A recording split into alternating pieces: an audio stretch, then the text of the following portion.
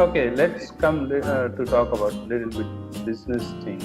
Okay. I have noticed that you organize different events for us. You visit the different conferences. You do a lot of work on the arranging booths and getting the list, making a lot of blogging, videos. People are, I mean, a lot of people who are in business, they really don't get time to do it. So how do you manage it? Um, it helps when, like, when you're hired and you're told your key area job areas. So if a person is hired to do marketing and events management, that does go really well together because events are a great way to market in person and to market before, during, and after. So because at one time I was hired, I think it was in 2011, I was hired back and to do exactly that. And so I was working about 20 hours per week. 20 hours per week is enough time to do basic marketing and to plan for events. And to be organized, I would give advice to any company out there that it's really best if you start organizing and managing and planning at least 1 year in advance of each event. And don't start any later than at least 6 months in advance, because there are certain things you need to make sure that you have planned way beforehand, a year in advance, and no shorter than 6 months in advance. You want to decide who in your company is going to go, and don't change your mind. Decide who's going to go and decide on different people for each event, because everyone needs a chance to get out there and meet people face to face. It gives them confidence. It gives them an opportunity to find out more about what are we really doing and who are the people who need our products and services. Talk to them face to face. So you're talking personnel, planning for that. And what do they need? Do they need to apply for visas? Make sure you do that at least 2 months in advance. You need things like your hard copy items. Nowadays, people really don't keep brochures. If they pick them up, they usually end up throwing them away.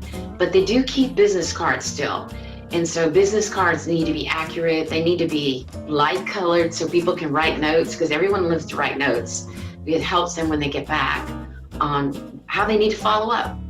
Second, I always add people on LinkedIn immediately. I say, in case we lose our business cards, let me add you on LinkedIn, because that's a great way to follow up later.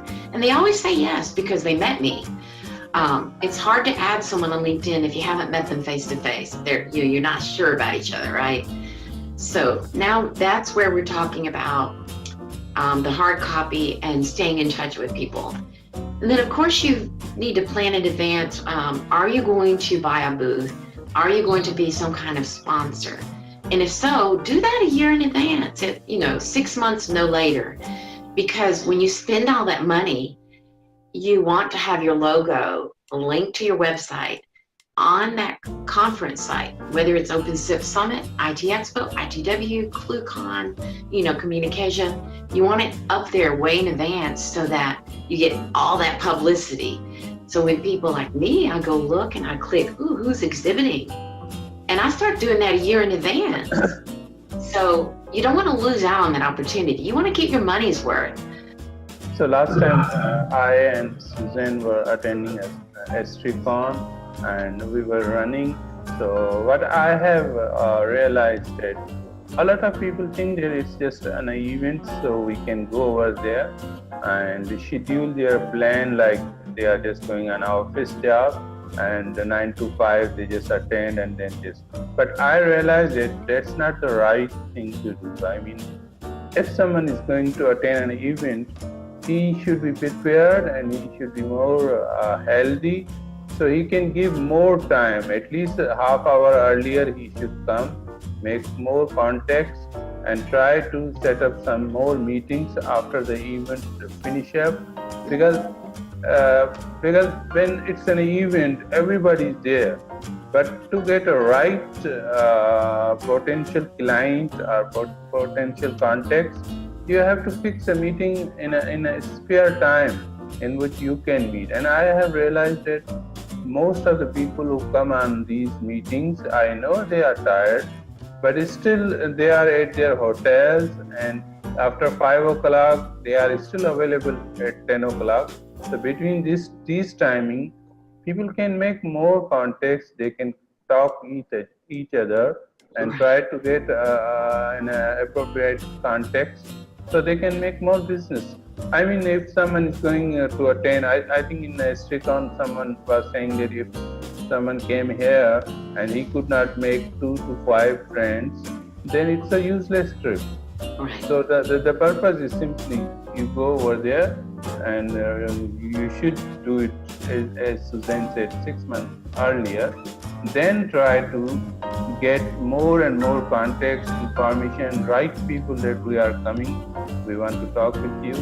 And if someone is coming to talk with you, just welcome it. Forget that you are going to get a business or not, because only if you got a contact, that is your business.